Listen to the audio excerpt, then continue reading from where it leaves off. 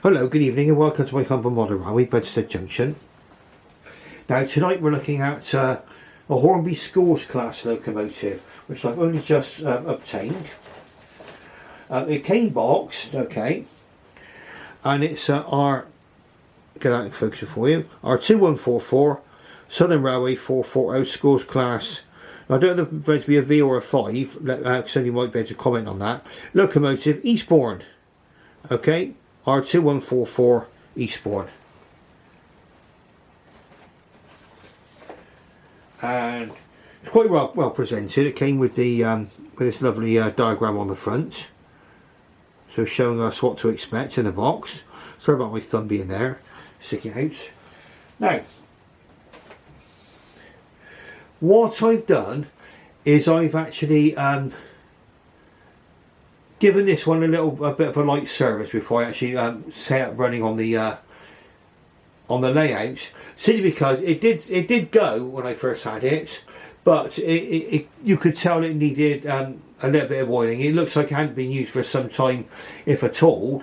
Okay, it's in very good condition. It's immaculate actually. And what we're going to do is we're going to run around in just a moment, and we'll just talk about her too as well. So here we go. So let's just loosen that tripod off just a little bit so I can move it. That's it. And we just go back and couple up. And we'll just see if we are coupled.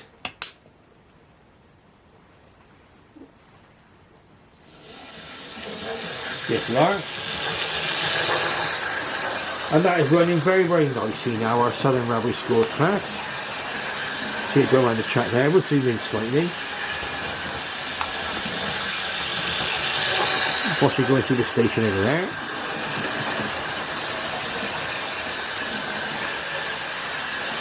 And we'll have a closer look at her on the Lady Susan shortly. But I'll let you see it running first of all. Now it's running very quietly. I mean, this is the kind of sound you expect from a ring club motor really on a Hornby. It's settling down quite nicely now actually. Now the Schools Class, they might ask where I get a lot of my information, you know, whether I get knowledge and history. Well, a lot of it comes off out the top of my head from memory. But this is one book I can recommend you get. I think you still get it. The Observer's Book of British Steam Locomotives. Okay, that's got a nice little Great Western Prairie Temp on the front there, 4555. We've got a section on there about the Schools Class, okay? Looks like they came out in 1930. I think there was 40 of them built, okay? And it's Monsoul's last design of express passenger engine, and in many ways his finest achievement. So they wanted a locomotive with the same haulage capacity as the King Arthur class, that was a 460, but with greater route availability, especially on the SECR Hastings line with restricted loading gauge. The resulting Schools Class may in some way be regarded as a 440 version of the Lord Nelson's, with two important differences. The use of 3 cylinders in place of 4, we've got 3 cylinders, okay, and a top range firebox in place of the bell pair. And the new engines quickly showed themselves as coming up to all expectations, and they even put to work on the heavy expresses between Waterloo and Bournemouth.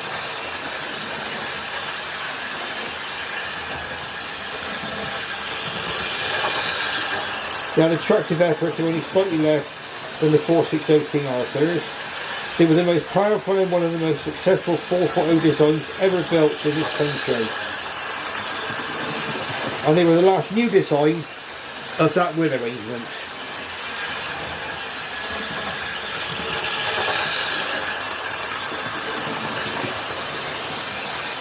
Yeah, 40 were built between 1930 and 1935. And they're all named after public schools. The ones preserved, I think, there's 3. There's Cheltenham, Stowe, and Repton. Okay, so that's a little bit of brief history on this. So they were, I suppose in many ways, I mean, there's a lot of reasons why Churchward came out with a 440 version of the county class locomotive for the Great Western. That was to be on lines where there was sort of more restrictions on the side of the locomotive.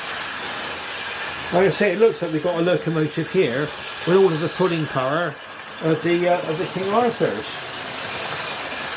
And I think, I mean, in many ways, if you look at it from the front and everything else, I mean, it looks like to me at least anyway, it does look similar to a King Arthur. Now, King Arthur is very much on my shopping list, I will say.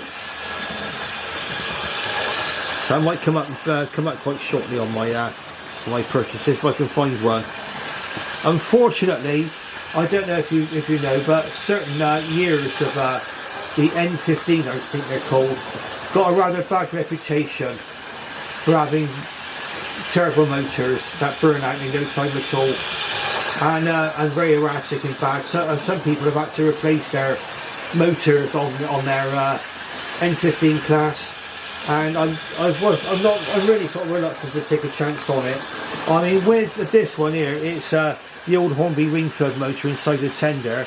This is familiar territory for me, and I feel a bit more happy, to be truthful. Well, that is me, that's my personal preference. Now, as you see, it's going around the track very, very well. Now, what we're going to do is we'll have a closer look at her, and we'll see what she's like on points as well. Because points is obviously a good question.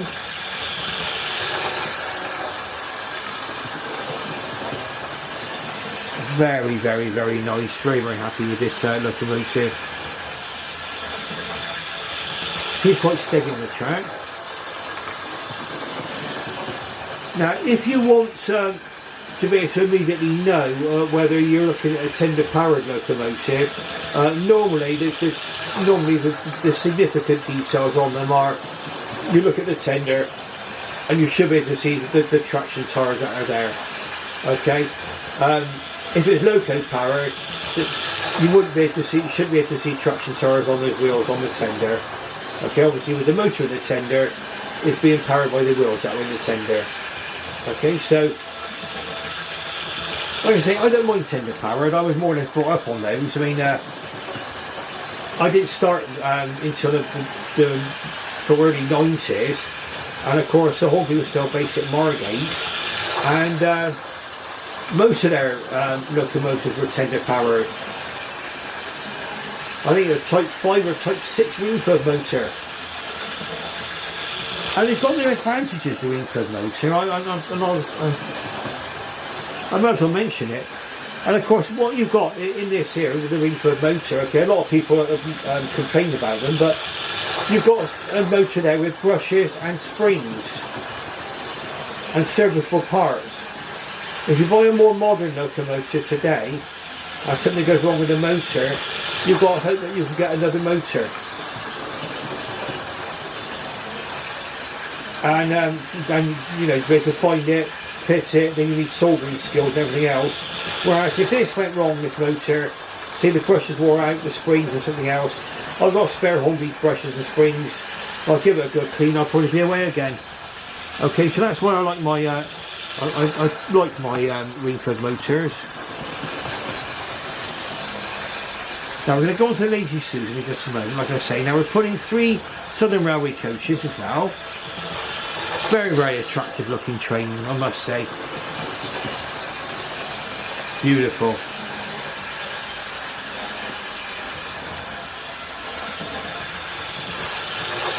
Okay, I think probably the first running thing we'll try is what's she like on points. Let's slow her down by the signals up there. And really, yeah, you got good slow speed control on this. Well, I'm happy with it. Now I'll see if I can get around the tripod without trying to kick it over. Unfortunately, there's not much gap here for me at the moment. In fact, the leg of the chair I'm sitting on is too close to the leg of the tripod, so I can't get my feet out. Oh, there we go. Okay, I'm out now. all of the joys of trying to film in a very restricted space, unfortunately, but then we need to work with what we have. And I hope if anybody else is out there thinking of starting and they're working in a restricted space like this, I mean, there are ways and means by which you can get something resembling a railway out and operational. Now here we go. Let's see what we like over points. It doesn't want to go. Why doesn't it want to go? Hey, the joys of live, videos. Has it decided it doesn't want to play?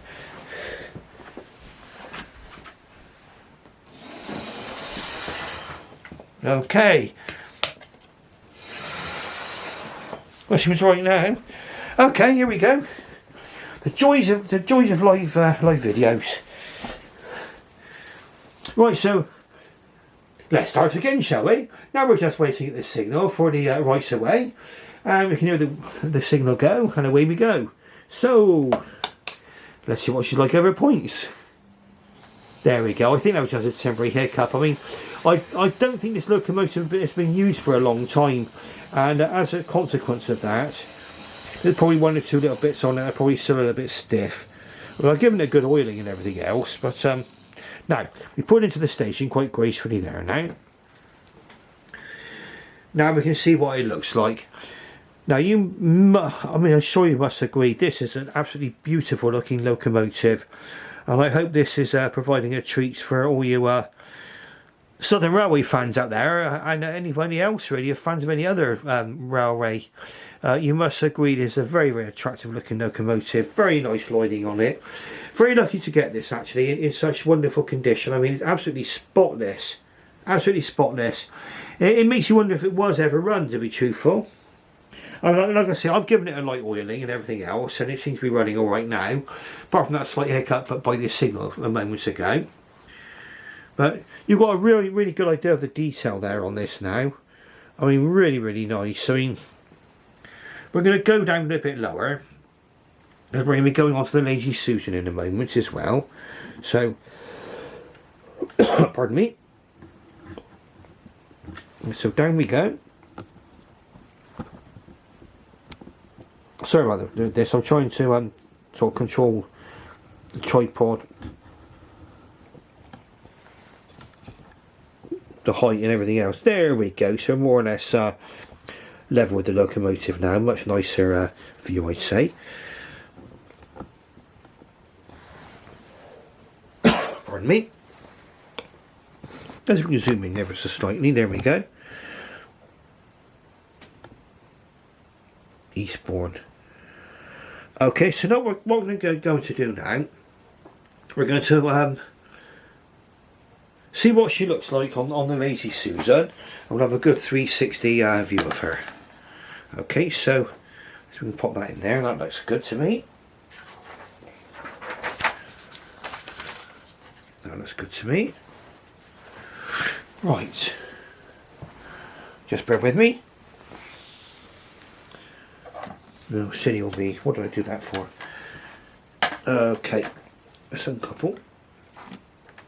Beautiful, okay. Now we can do it.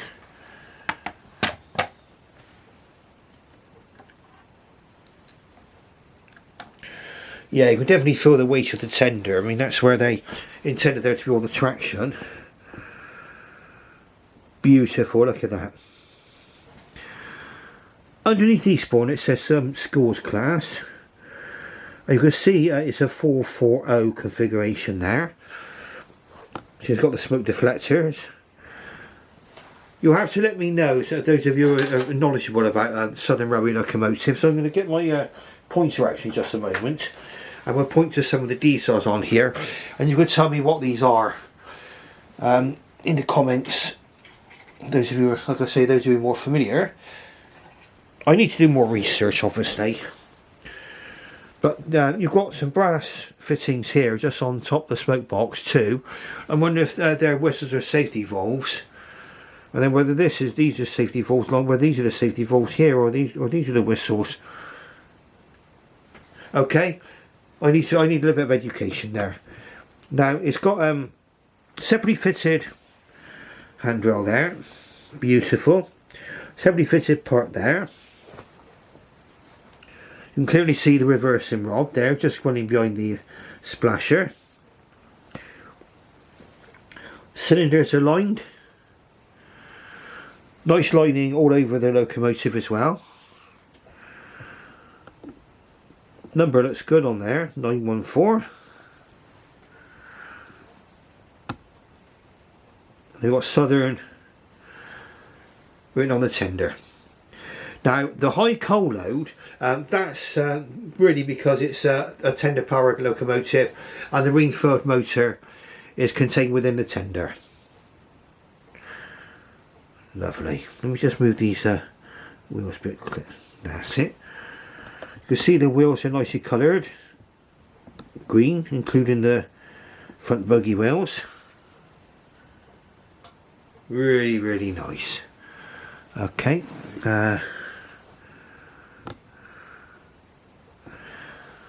Looks like that's a nice separately fitted handrail on the back of the cab. Okay. Just move around to the front of the locomotive now. Might not be easy to pick out all the oh, there we go, that looks nice. I'm probably picking out the detail. We can see there's a separately fitted handrail just there. Smoke box on the front of the smoke box. Moving down to the buffer, you've got the number there again, 914, and you've got the steam pipe, vacuum pipe there. We've not got sprung buffers. I mean, you just didn't back then.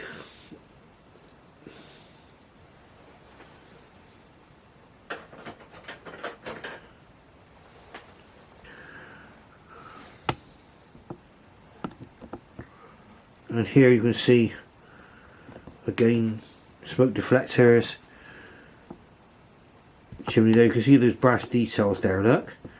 And then here, are they safety valves, are they whistles? Please let me know. You can see the coupling and the valve gear arrangement there as well, all the arrangements there, that's perfect. Sorry, we just dropped down this a little bit on the tripod. I thought we lowered the tripod all the way then, but obviously had not. Okay. That just gives you a nice broadside view of the locomotive as well. Then moving on to the back of the tender.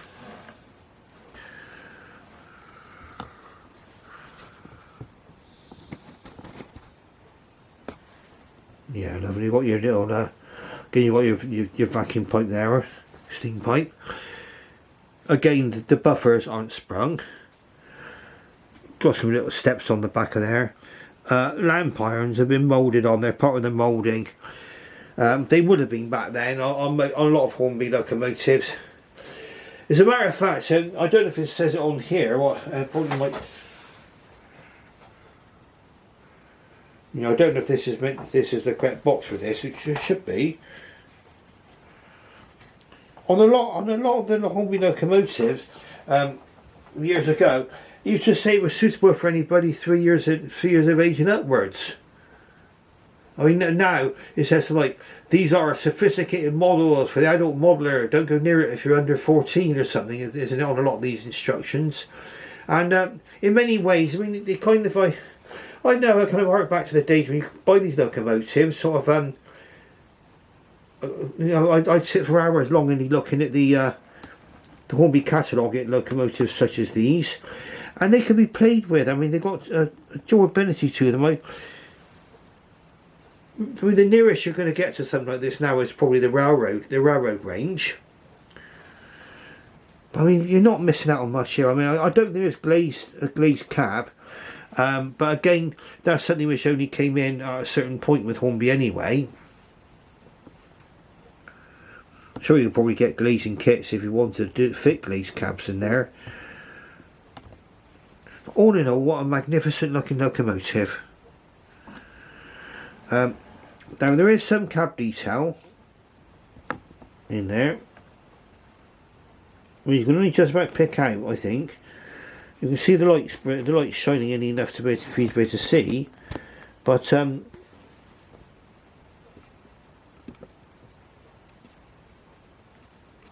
bear with me. No, not really any difference there. I went up to level 5. See now, let's see how we go. You can see the dials in there, a couple of clocks. I mean, there's just a couple of clocks and dials, and a few things picked up in white paints in there. But it's still a nice cab in my view. Colo looks alright to me. I mean, for its time, I mean, it's very, very nice. Got your water filler there where you put the water in. Yeah, all in all, a very, very nice looking locomotive, if you agree.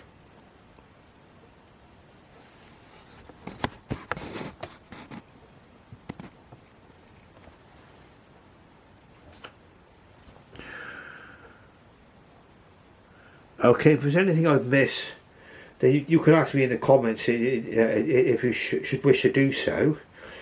I'm using my new video light, so I'm hoping that this looks a little bit more clearer for you now. It sort of fits on top of the camera. It can be tripod mounted if you should wish to do so. It's got like a screw tripod mount in it as well, so you can use it. And it's also got additional hot shoe, cold shoe sockets. You can attach things like microphones even. So you know, it's quite a nice little lights in my view. Okay, so what I'm going to do is I'm going to put it back onto the track quite shortly. We'll have another look at her running. Okay, but we'll just go round. We'll just do a quick recap on what we've got here. So we've got the lovely lining, Southern. Oh, there's a brass pipe detail. Just let me get my paintbrush and point to it. Just there, look. That's a nice little brass detail there. You can see just on the end there. In fact, everything about this is just spot on in my opinion. Loving it. We'll have a slightly higher up view, I think. I don't think it would hurt to do that. Let's see what she looks like from above. A little. There we go. Oh, up in the atmosphere now. Okay, up in the stratosphere. So a bit more of a bird's eye view, perhaps. There we are. So you can have a look at what the top of the boiler looks like as well now.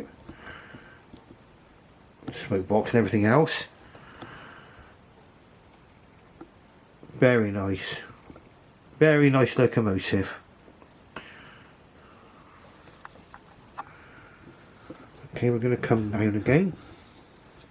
Hopefully without too much of a jolt. There we go.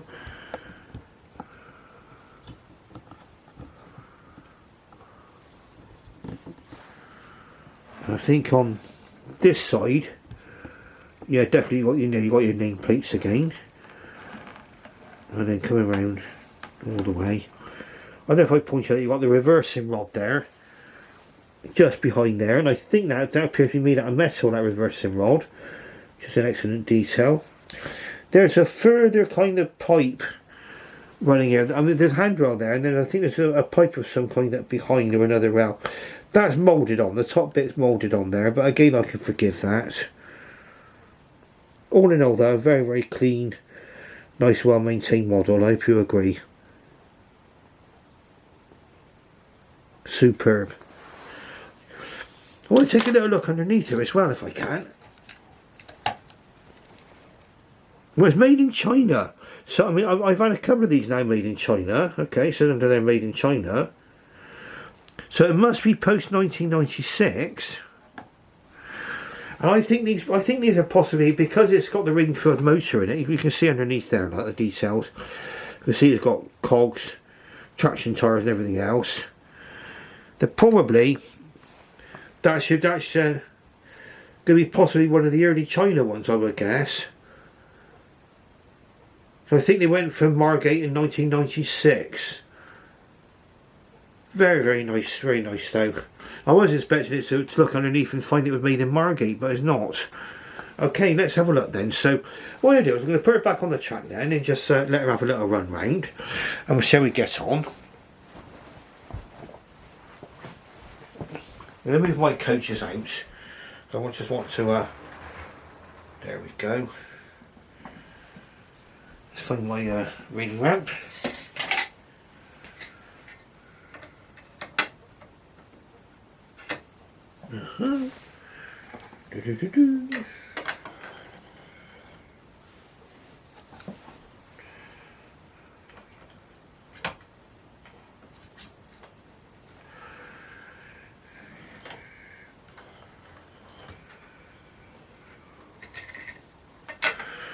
Right, now we'll have a look and see.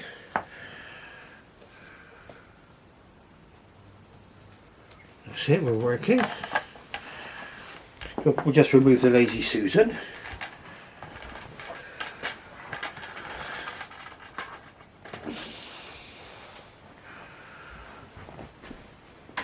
And the reading ramp, any kind of obstructions might have there. Right, so let's move it back.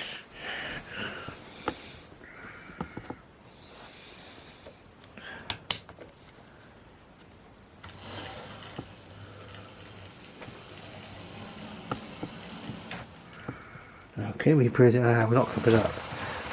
We're not covered up. We're not covered up. Yeah, you can tell we're not. Okay.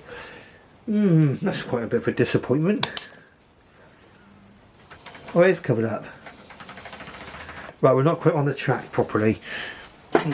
My railing ramp has failed me. Let's have a look. Where are we not on the track? Oh, one of the coaches. My reading ramp was okay. Again, the joys of live video. You're supposed to get like a perfect coupling up and everything else. And there we go. Now we're running again. Let's say if you want a video containing absolute perfection, then I'm afraid I'm not the person who can give you that, really. You know, you're going to see my videos, warts and all. Now let's put her into forward gear. Absolutely superb. Watch that run round now. I'll show over the station over there. Okay, so if you like what you see, please give me the thumbs up. If you're not subscribed yet, please subscribe. And also ring that alert bell for future videos. And also select on all videos. That's what I've done for everybody who I've subscribed to. I kind of clicked on to see all of their content. Because you never know what comes up. And thank you very, very much for your interest. Thank you very, very, very much for watching. And now I shall bid you farewell and good night.